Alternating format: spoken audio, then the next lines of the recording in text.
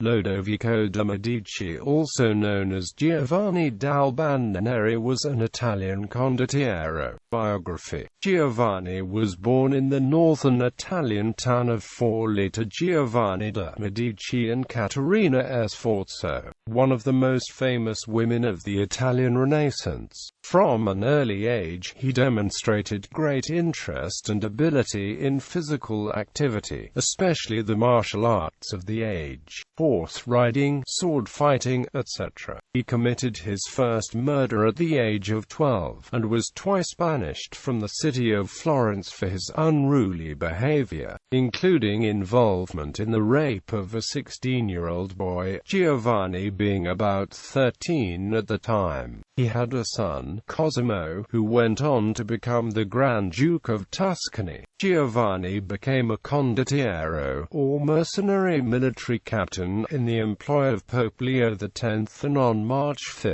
1516 led the war against Francesco Maria I della Rovere, Duke of Urbino. He thenceforth formed a company of his own, mounted on light horses and specializing in fast but devastating skirmishing tactics and ambushes. In 1520 he defeated several rebel barons in the marsh. The following year Leo X allied with Emperor Charles V against King Francis I of France to regain Milan, Parma and Piacenza. Giovanni was called in under the command of Prospero Colonna, defeating the French at Vaprio d'Adda in November. As a symbol of mourning for the death of Pope Leo X, Giovanni added black stripes to his insignia, whence comes his nickname, Giovanni dal Bande Nere. In August 1523, he was hired by the Imperial Army, and in January 1524 he defeated the French and the Swiss at Caprino Bergamasco. In the same year another Medici, Giulio di Giuliano, became pope, and took the name of Clement VII. The new pope paid all of Giovanni's debt, but in exchange ordered him to switch to the French side of the ongoing conflict. He did not take part in the Battle of Pavia, but was soon severely wounded in a skirmish and later had to move to Venice to recuperate from his wounds. In 1526 the War of the League of Cognac broke out. The League's Captain General, Francesco Maria I della Rovere, abandoned Milan in the face of the overwhelming superiority of the imperial army led by Georg von Frensburg. Giovanni was able to defeat the Landsknecht's rearguard at the confluence of the Mincio with the Po River. Death. On the evening of November 25 he was hit by a shot from a falconet in a battle near Governolo. According to a contemporary account by Luigi Guicciardini, the ball shattered his right leg above the knee and he had to be carried to San Nicolo Po, near Bagnolo San Vito, where no doctor could be found. He was taken to Aloisio Gonzaga's palace, Marquis of Castel Goffredo, in Mantua, where the surgeon Abramo, who had cared for him 2 years earlier, amputated his leg. To perform the operation, Abramo asked for 10 men to hold down the stricken condottiero. Pietro Aretino, eyewitness to the event, recalled in a letter to Francesco Albizzi, "Not even 20, Giovanni said smiling, could hold me, and he took a candle in his hand, so that he could make light onto himself. I ran away, and shutting my ears I heard only 2 voices, and then calling, and when I reached him he told me, 'I am healed,' and turning all around he greatly rejoiced." Despite the surgery, Giovanni de Medici died 5 days later, supposedly of septicemia, on the 30th of November 1526.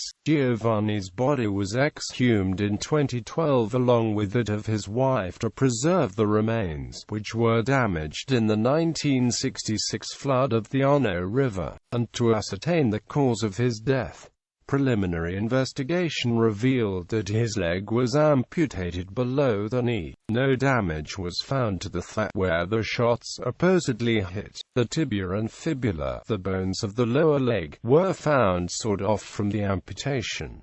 There was no damage to the femur. It is now thought that de' Medici may have died of gangrene. Legacy. Giovanni's premature death metaphorically signaled the end of the age of the condottieri, as the mode of fighting was rendered practically obsolete by the introduction of the mobile field cannon. He is therefore known as the last of the great Italian condottieri. His lasting reputation has been kept alive in part thanks to Pietro Aretino, the Renaissance author, satirist, playwright and scourge of the princes, who was Giovanni's close friend and accompanied him on some of his exploits. Ancestors. Descendants.